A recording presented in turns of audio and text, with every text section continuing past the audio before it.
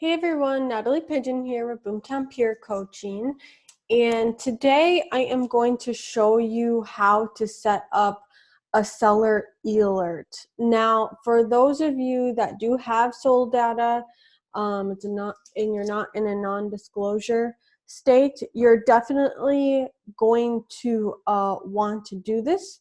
If you are in a non-disclosure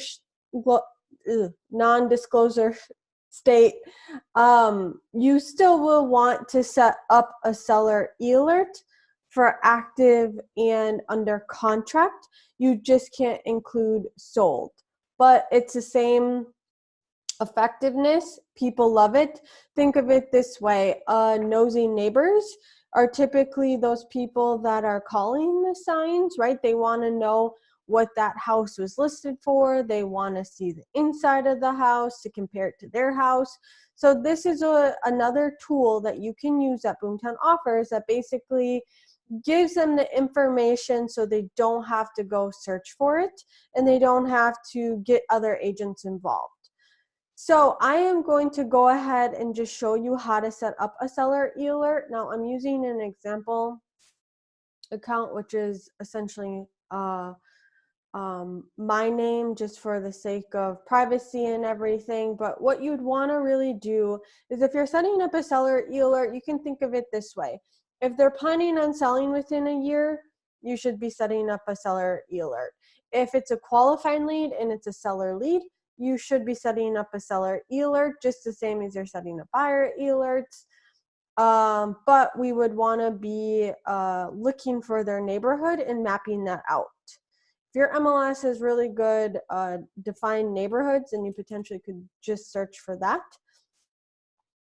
And I am going to go ahead and show you. So let's say that this is the address here. And let's just say, for the sake of things, maybe you don't know where that is on the map. So what I typically do is I just go ahead and Google it so I can see where it is on the map. And I'm like, okay, maybe zoom out a bit.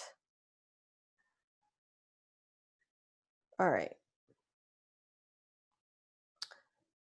If you use RPR, you can click RPR and you can see information there as well. Now let's set up the seller alert. For this one, blank alert, there's already one set up. But again, we're gonna just pretend that this is a seller lead.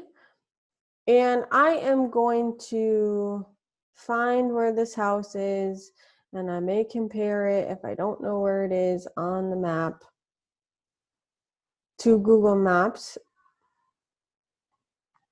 And I know it's near the hospital, so it looks like we're getting close. Okay, we are close. So you know your market, so you're going to be the best judgment of what that neighborhood looks like. So the goal would be to have a fair amount of properties that show up, meaning about like 5 to 10. It's not too big, not too small. Maybe let's move this over here. 2 properties. Okay. I want to click under contract 5 properties. We'll hit view. See what's showing. Okay.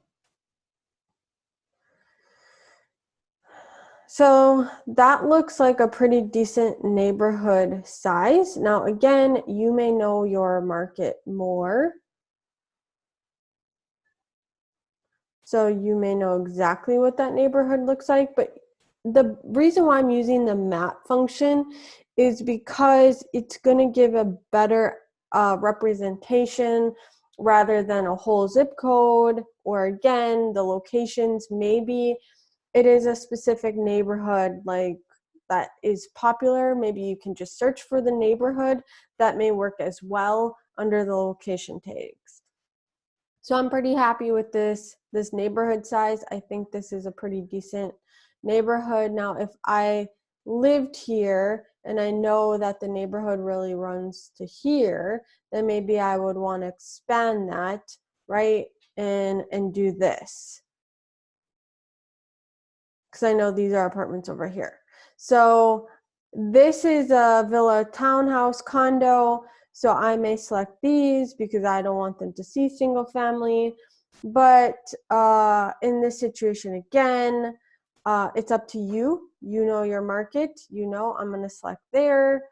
And then what I put in the subject line is Natalie's neighborhood market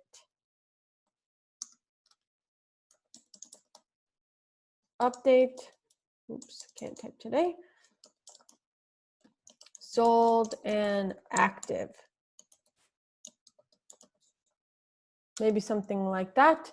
Frequency, if this is a past client, best practice is probably monthly or twice a month.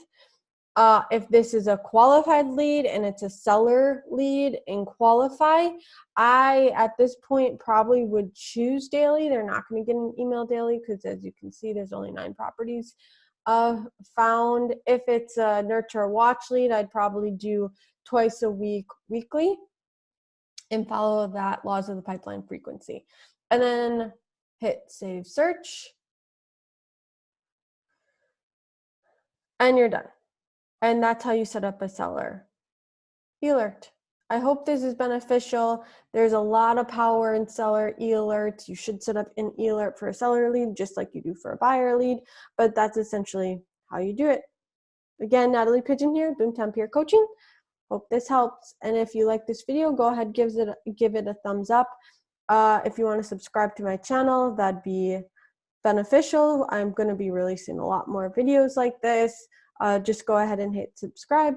Thank you. Bye-bye.